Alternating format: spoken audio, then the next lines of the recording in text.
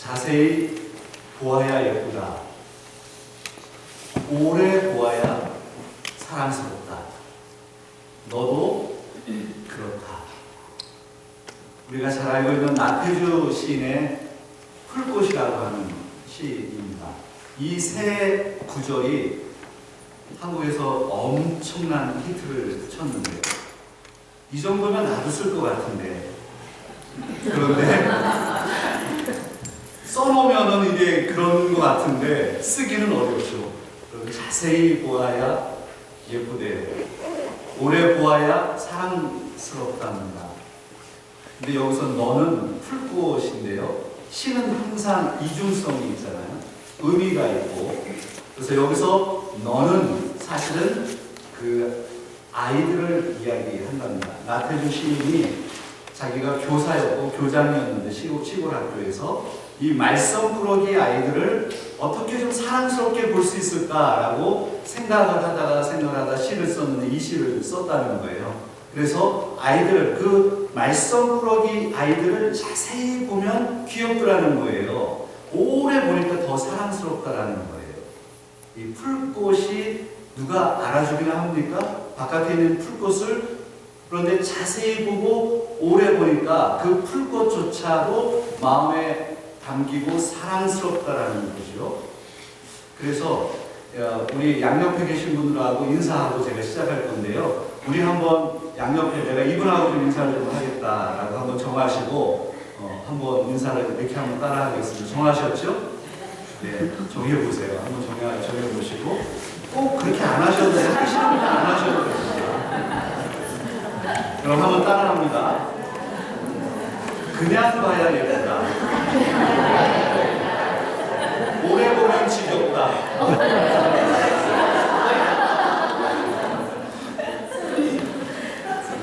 네, 우리는 그냥 자세히 보면 안 돼. 잠깐만 봐주기 예뻐요. 자세히 보면 안 돼. 오래 보면 안 돼요. 그냥 오래 보면 다 들통나니까. 그러면 시를 쓸 때 시를 한 구절을 써도 시인은 그냥 표면적인 내용을 설명하는 것이 아니라 그 이면적인 내용의 의미를 주잖아요. 이 간단한 시, 진짜 우리가 앉아서 이거 쓸 것 같은 이 시도 사람들이 이렇게 사랑하는 이유가 어디에 있을까요? 의미 때문에 그렇습니다. 항상 의미가 있는 거예요.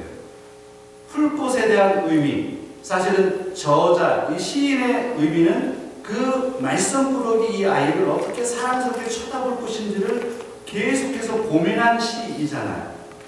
그래서 사실 시를 쓰는 사람들은 무엇인가를 관찰합니다. 시를 어떤 개념을 관찰하고 사물을 관찰합니다. 의미를 거기다 부여합니다. 그리고 그 의미를 사람들이 공유할 수 있도록 합니다. 그것이 시입니다.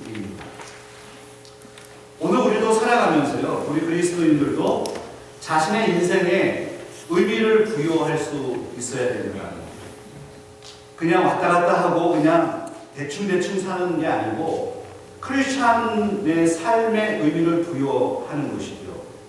그래서 오늘 2023년의 마지막 시간 그리고 마지막 주일 예배입니다. 우리가 의미를 던지지 않으면 안 되기 때문이죠. 이 시간은 다시는 돌아오지 않습니다. 그래서 오늘 이 자리에 2023년 12월 31일 이 시간에 도대체 하나님이 나에게 주시는 인생의 의미는 무엇인지를 저는 같이 나누기를 원하는 것입니다. 2023년 한 해를 좀 돌아보니까요, 저에게는 참 소중한 시간이었습니다. 왜냐하면 우리 엘센트로 한인교회에 부임해서 7개월 동안 여러분과 함께 사역을 하고 함께 웃기도 하고 울기도 하고 아픈 적도 있었고 행복하고 여러분 만나서 너무 감사하고요. 하나님 앞에서 이렇게 함께 예배드릴 수 있는 공간이 있고 이 엘센트로라고 하는 이 사막과 같은 이 지역에 오아시스와 같은 아름다운 교회 안에서 성도들이 모여서 함께 예배드린다라는 것이 너무너무 감사합니다. 그래서 저에게는 너무 감사한 한 해였고요. 여러분들은 어떠셨습니까? 그리고 개인적으로 한번 생각해 보면 우리는 1년이라고 하는 시간을 살았습니다. 이 시간은 다시 오지 않습니다. 그래서 이 시간에 우리가 2023년을 회고하면서 우리 자신을 들여다보고 또 앞으로 2024년을 내다보면서 인생의 가치로움을 생각해보는 귀한 시간이 되기를 바랍니다. 이럴 때는 아멘 해도 좋은데요. 시편 90편 5절과 6절에 있는 말씀에, 오늘 본문에 있는 말씀에 한번 시인의 이 말씀을 보면, 시인이 생각을 많이 하면서 의미를 부여하면서 인생을 그리고 있잖아요. 같이 한번 읽어볼까요? 주께서 그들을 홍수처럼 쓸어가시나이다. 그들은 잠깐 자는 것 같으며 아침에 돋는 풀 같으니이다. 풀은 아침에 꽃이 피어 자라다가 저녁에는 시들어 마르니이다. 아멘. 성경에는 우리 인간들을 향해서 이렇게 굉장히 유한한 존재, 연약한 존재로 표현합니다. 그게 철학과 신학과의 차이점입니다. 철학은 끊임없이, 철학은 칸트 이후, 근대 철학자 칸트 이후에 인간은 초인이 될 수 있다라고 가르칩니다. 칸트의 사상입니다. 인간은, 나는, 자아는 초인이 될 수 있다. 나는 내가 초자아로서 살아갈 수 있다라고 계속해서 철학은 지금 자아의 중요성을 들여다보게 합니다. 그런데 반대로 성경은 인간이 연약한 존재이며, 성경은 인간이 죄인이며, 그래서 우리 성경 속에서 우리는 하나님을 찾아야 되는 존재라는 것을 논증합니다. 그게 바로 철학과 신학의 차이점입니다. 인간을 어떻게 바라보느냐. 오늘 이 본문에서도 인간을 이렇게 표현합니다. 인간은, 따라해도 좋아요. 인간은 아침에 돋는 풀과 같이 유한한 존재이다. 우리가 굉장히 대단한 것 같지만 우리 인간은 너무나도 유한한 풀과 같은 존재라는 거예요. 이 풀은 아침에 막 돋아납니다. 돋아나서 그리고 물을 주고 물을 먹고 자랍니다. 그러나 아주 뜨거운 햇살, 이 햇살에 말라버립니다. 그래서 하루 저녁이 되면 이 꽃이 시들어버릴 때도 있습니다. 그리고 우리 앞에 여기 들어오는 앞에 정원, 신들의 정원, 제가 신들의 정원이라고 적었거든요. 이 신들의 정원을 딱 들어오면 여기에 지금 꽃이 막 피어있고 우리 집사님이 잘 관리해 주시고 계시고, 저는 아침마다 거기 가서 들여다봐요. 오늘은 꽃이 날까? 꽃이 피는 모습을 봐요. 그런데 저녁 때 되면 그 꽃이 시들어가는 것을 보게 됩니다. 마치 바깥에 있는 풀들, 아무도 관심 없는 그 풀들, 그게 바로 저와 여러분들의 인생이죠. 근데 이 풀들이요, 저녁 때가 되면 시들어버립니다. 뜨거운 햇살에 견디지 못한다는 것. 마찬가지로 우리 인간의 모습이 이와 같다. 우리 인생은 유한한 존재이고 연약한 존재이고 잠깐 있는 존재라는 것을 성경은 끊임없이 말씀합니다. 오늘 시편에 있는 이 시편의 기자도 끊임없이 우리에게 인간은 유한한 존재라는 것을 직면하게 합니다. 아니, 시편뿐입니다. 베드로전서 1장 24절에 있는 말씀을 보세요. 성경에는요, 인간의 인생의 모습을 이렇게 풀로 표현했는데요. 베드로전서 1장 24절에 있는 말씀 한번 같이 읽어볼까요? 그러므로 모든 육체는 풀과 같고 그 모든 영광은 풀의 꽃과 같으니 풀은 마르고 꽃은 떨어지되. 그리고 시편 103편 15절에 있는 말씀이요. 인생은 그 날이 풀과 같으며 그 영화가 풀의 꽃과 같구나. 아멘. 우리 인생에 대해서 여러분 직면하게 됩니다. 제가 오늘 2023년 마지막 주일 설교를 어떤 주제를 가지고 설교를 할까 고민하면서 한 2주 정도 시간을 보냈던 것 같아요. 하나님께서 우리 인생을 들여다보게 하시는 메시지를 전하는 것 같아서 저에게 그런 마음을 주셔서 제가 시편에 있는 이 말씀을 본문으로 해서 준비를 하게 됐습니다. 여러분, 우리 인생을 직면하는 게 굉장히 중요합니다. 나의 인생은 도대체 무엇인가? 오늘 시편 기자의 이 시편 90편의 본문에 있는 저자를 한번 보는 게 중요할 것 같아요. 여러분 한번 시편 90편, 성경이 있으신 분들은 한번 찾아보시면 성경 시편 90편에 표제가 나옵니다. 그 표제는 어떻게 기록되어 있죠? 하나님의 사람 모세의 기도라고 되어 있습니다. A prayer of Moses, the man of God, the man of God. 눈에 들어보시오. 하나님의 사람 모세가 기도한 기도가 시편 90편이라는 거예요. 모세를 한번 생각해 볼까요? 모세는 위대한 하나님의 사람입니다. 위대한 하나님의 사람, 이스라엘 백성들을 이끌고 광야를 지나서 그 뜨거운 햇살 아래서 40년을 보내면서 가나안 땅으로 들어가도록 하나님이 인도하셨던 이스라엘 민족의 지도자. 시편 90편은요, 시편이 5권으로 되어 있잖아요. 1권, 2권, 3권, 4권, 5권이 이렇게 편집되어서 구성되어 있습니다. 시편 4권은요 90편부터 107권까지 묶여져 있습니다. 4권의 첫 번째 시작이 90편이고 4권의 특징은 무엇이냐면 저자들을 모른다는 거예요. 대부분. 그런데 101편과 103편은 다윗이 시인이고 시편 90편은 모세의 시입니다. 그리고 시편 150편 가운데 첫 번째 한 번만 딱 등장하는 모세의 시가 바로 시편 90편입니다. 그렇다면 가장 오래된 시인이 되는 것이죠. 모세가 어떤 사람입니까? 120년 동안 살았고 이스라엘 백성을 지도한 영도자였습니다. 그가 죽기 전에 기록한 이 시편이라면 이 시편에 의미가 있지 않겠습니까? 모세가 자신의 인생을 들여다보면서 바로 인생이 얼마나 유한한 존재인지를 설명합니다.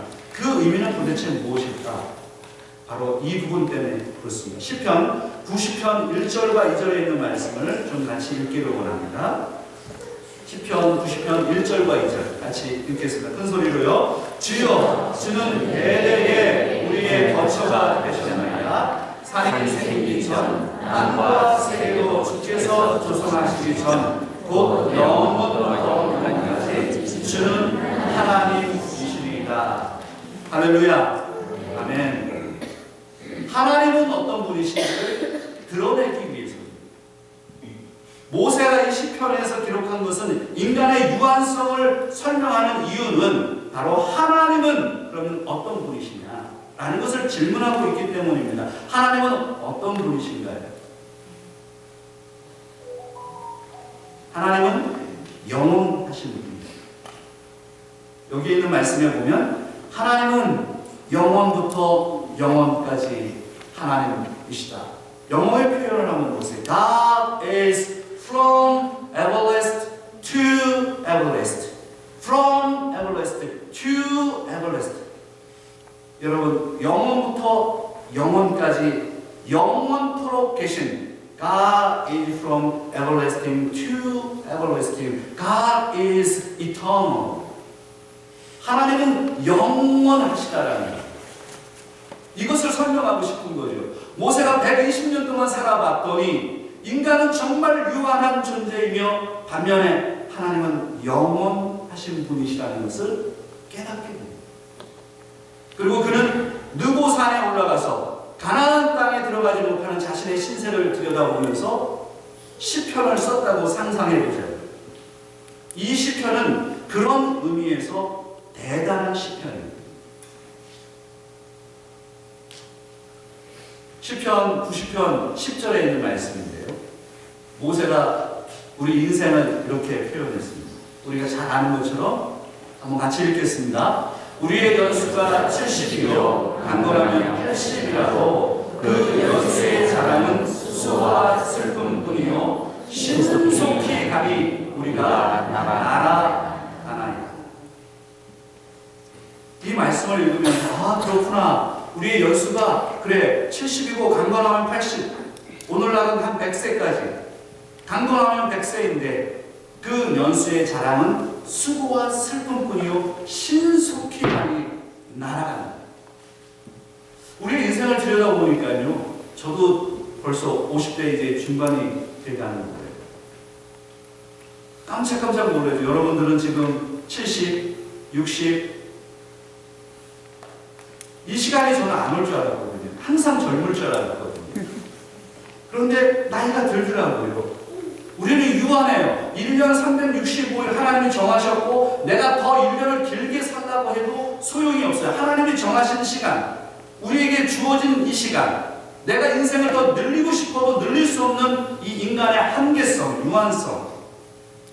반면에 하나님은 영원하신 분이십니다. 하나님의 이 영원성 교리는 우리 기독교 신학에서 너무 중요합니다. 그래서 A.W. 토저 목사님이 이런 영원성의 교리에 대해서 이렇게 설명했습니다. God is eternal. 하나님의 영원성에 대한 이 교리. A.W. 토저 목사님이 이야기했던 거 한번 여러분 읽어볼까요? 모든 기독교 교리가 의미를 가지려면 영혼의 개념이 반드시 필요하다. 영혼의 개념을 빼버리고 중요성과 그 의미를 유지할 기독교 신앙 고백은 없다. 그렇습니다. 아주 명확하죠. 기독교의 신학 가운데, 기독교의 교리 가운데, 기독교의 진리 가운데 영원성이라고 하는 교리를 빼고 무엇이 가능하겠습니까? 하나님을 영원성에 대한 교리를 빼놓고 어떻게 하나님을 설명할 수 있습니까? 삼위일체에 대해서요, 구원에 대해서요, 천국에 대해서요, 우리가 영생에 대해서, 하나님 나라에 대해서 설명할 때 영원에 대한 개념이 없이 그것을 빼버린 다음에 어떻게 설명이 가능하겠습니까? 그래서 기독교의 진리는 영원성의 교리 가운데 있습니다. 하나님은 영원하시다. 그래서 이 영혼의 개념은 산맥에 우뚝 솟아난 것처럼 이 기독교 신학 가운데 영원성의 교리는 우뚝 솟은 산맥과 같습니다. 그러나 세속적인 사람들이요, 세속적인 철학자들은 이 영혼의 개념을 받아들이지 않습니다. 기독교의 사상과 철학과의 설명을 제가 드렸죠. 제가 처음에 철학을 공부했습니다. 철학과 교수들이 들어와서 그때 했던 이유 때문에 제가 철학을 고만 공부해야 되겠다라고 결정했던 아주 중요한 단어가 있었어요. 그 교수님이 아주 유명한 교수님이셨는데 들어와서 이런 얘기를 했어요. 너희들이 가지고 있는 모든 신앙을 버리라. 그때부터 철학은 시작된다. 저는 그때 깨달았어요. 더 이상 철학을 공부하지 말아야겠구나. 내가 신학을 하기 위해서 공부를 하기 시작했지만 철학과 신학이 가는 방향이 완전히 반대예요. 그 가운데 여러분, 제가 포이어 바흐라고 하는 사람 여러분 사진도 보실 수 있는데 이분을 좀 소개하고 싶은데요. 이분의 영향이 굉장히 큽니다. 이 철학자는 유물론자이고 이 포이어 바흐 때문에 결국 마르크스가 영향을 받고 마르크스가 공산주의에 대해서 또한 사상을 펴게 된 그 바탕에 있는 사람이 포이어 바흐입니다. 이 사람이 신에 대해서 부정하면서 이렇게 얘기했어요. 현실에 만족하지 못한 인간들이 만들어낸 것이 신이고 종교이다. 종교는 의식에 불과하다. 그러니 종교는 가짜이고 종교를 믿는 사람들은 연약하기 때문에 종교를 믿는 것이고 기독교는 그렇게 연약한 사람들이 모여서 신을 만들어낸 것이다라고 이야기를 했습니다. 여러분, 우리가 아는 것처럼 공산주의는 종교를 받아들이지 않습니다. 왜냐하면 이들의 철학의 사상이 무엇이냐면 영혼에 대한 개념을 무시하기 때문입니다. 영혼을 받아들일 수 없는 겁니다. 그러니 영원하신 하나님에 대해서 이 사람들이 받아들일 근데 세상에서 보면 철학자들이 가장 똑똑하다고 얘기하죠. 정말 그럴까요? 성경은 무엇이라고 말씀할까요? 시편 14편 1절에 있는 말씀인데요. 여러분 한번 같이 보면 좋겠어요. 시편 14편 1절에 같이 한번 읽을까요? 어리석은 자는 그의 마음에 이르기를 하나님이 없다. 한다. The fool, 어리석은 자 말합니다. There is no God. There is no God. 하나님은 없다. 그냥 그들은 하나님의 영원성 자체를 받아들이지 않고 신에 대한 존재를 받아들이지 않기 때문에 사상만 남는 겁니다. 개념만 남는 겁니다. 그러면 성경에서 이야기하는 하나님께서 영원하시다라고 하는 이 개념은 도대체 무엇을 의미하는 것일까요? 저는 이 두 가지를 여러분 설명하고 싶어요. 화면을 좀 보여주시면 좋겠어요. 여러분, 첫째는요, 하나님에게는 물리적인 시간이 적용되지 않는다라는 견해입니다. 하나님이 영원하시다, 하나님께서 영원하시다라고 하는 이 개념은 신에 대해서 하나님은 물리적인 시간에 영향을 전혀 받지 않습니다. 우리가 365일을 살고 2023년을 보내고 2024년에 365일을 또 보내고 나이가 1살 먹고 또 2살 먹고 이런 개념은 하나님에게는 적용되지 않는다라는 거예요.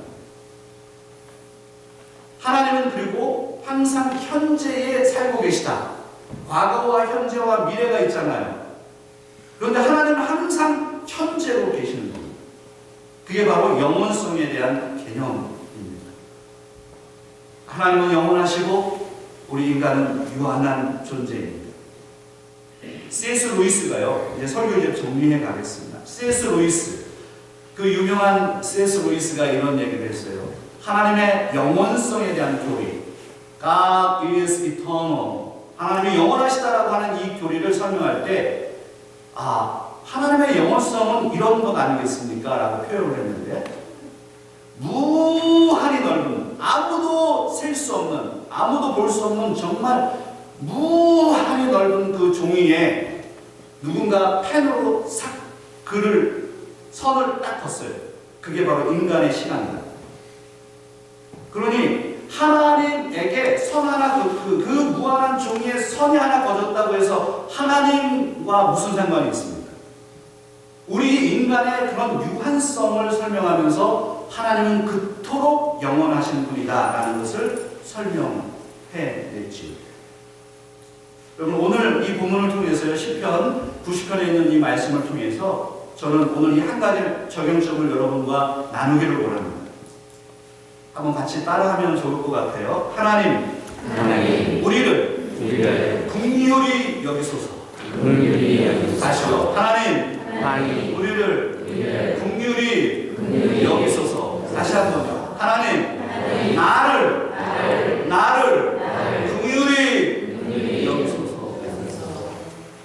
그래서 오늘 시편 90편에 있는 말씀을 읽으면서 나는 풀과 같은 존재이며 하나님은 영원하신 이 존재이며 그러면 나는 어떻게 살아야 할까라고 할 때 하나님, 나를 긍휼히 여겨주세요 라고 하는 고백과 기도로 우리는 결론을 내야 된다는 거예요. 하나님, 나는 연약해. 하나님, 내가 너무 부족해. 하나님, 나를 긍휼히 여겨주세요. 나에게 긍휼을 주세요. 나에게 은혜를 주세요. 은혜 없이는 내가 살 수 없는 존재입니다 라고 고백이 터져 나올 수밖에 없다는 거죠. 그래서 모세가 시편 90편에 이 말씀을 이야기하면서 시편 90편 13절에 이렇게 이야기합니다. 13절부터 15절까지요. 같이 한번 읽기를 원해요. 여호와여, 돌아오소서. 언제까지니까 주의 종들을 불쌍히 여기소서. 아침에 주의 인자하심이 우리를 만족하게 하사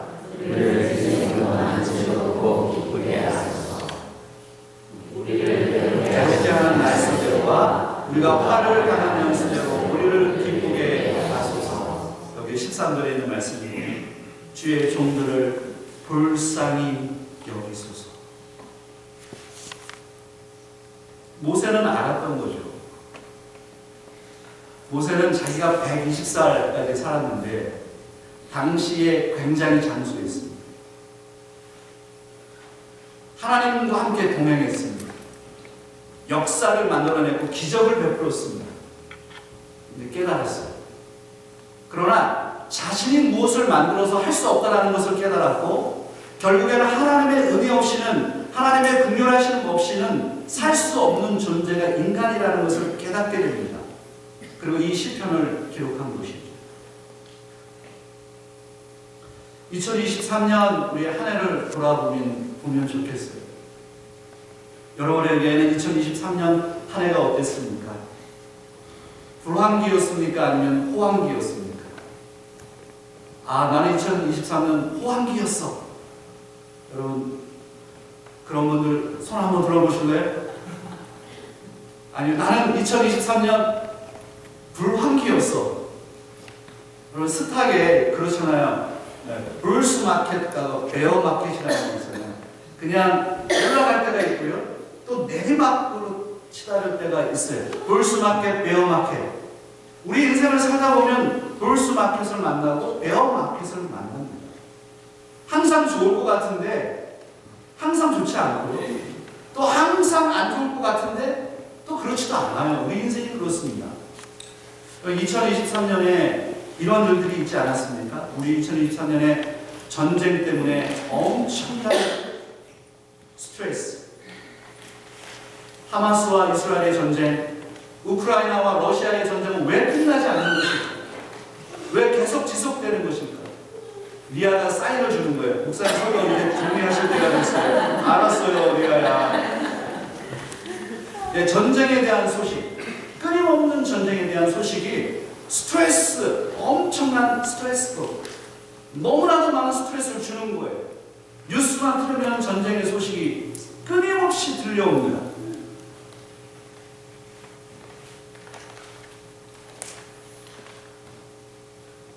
(2023년에) 하와이에 산불이 있었고, 엄청난 산불이었고, 리비아의 폭우로 수천 명이 죽었고, 전 세계의 지진과 가난과 자연재해, 폭염으로 인해서 고생했습니다.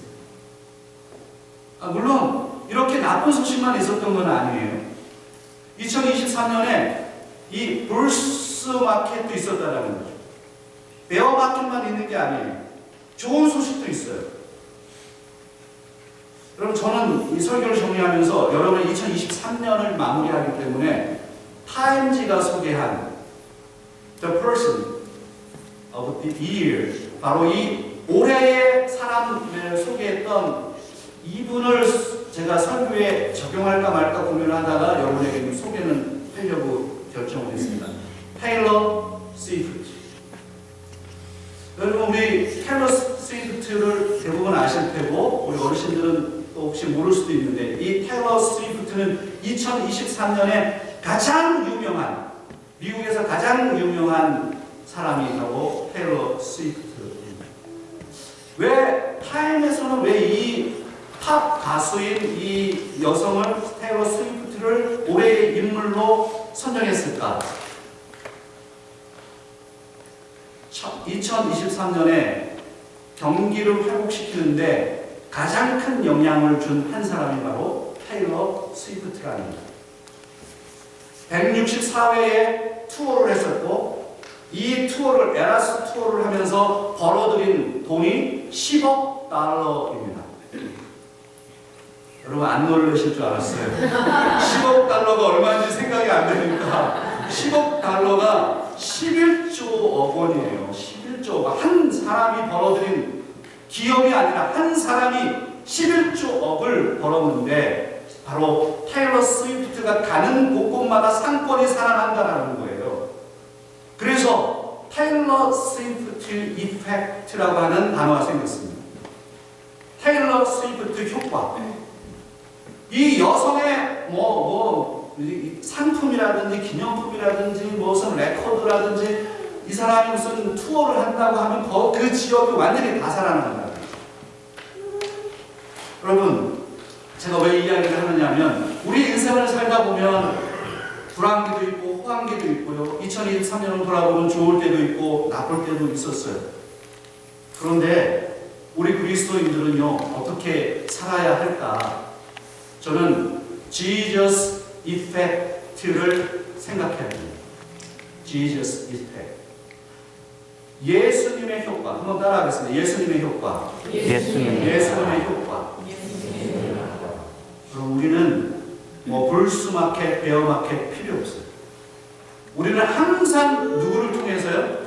예수님을 통해서 살아가는 거예요. 그게 크리스찬이고 바로 저와 여러분들의 삶입니다. 예수님은 이 땅에 오셔서 우리를 위해서 십자가에 달려 돌아가셨고 죽으셨고 이 세상에 어떠한 사람도 살리시기 위해서 십자가에서 피 흘려 돌아가셨고 그 십자가를 바라보는 사람들은 누구나 구원받는다는 사실입니다. 그래서 가난할 때도 연약할 때도 실패할 때도 누구를 바라보라고요? 예수 그리스도를 바라보라고요. 내가 실패하고 내가 낭망하고 갈등할 때 내 안에 고통이 있을 때도 누구를 바라보라고요? 예수 그리스도의 십자가를 바라보라고. 바라보기만 하면 우리는 다시 살 수 있다고요. 어디서나. 바로 그것이 Jesus Effect라고 설명하고 싶습니다. 2023년 이 마지막 예배에 저와 여러분들은 바로 예수 그리스도 안에서 다시 회복되고 다시 일어나고 다시 결단하며 2024년을 맞이하는 저와 여러분들 다 되시기를 주의 이름으로 축원합니다.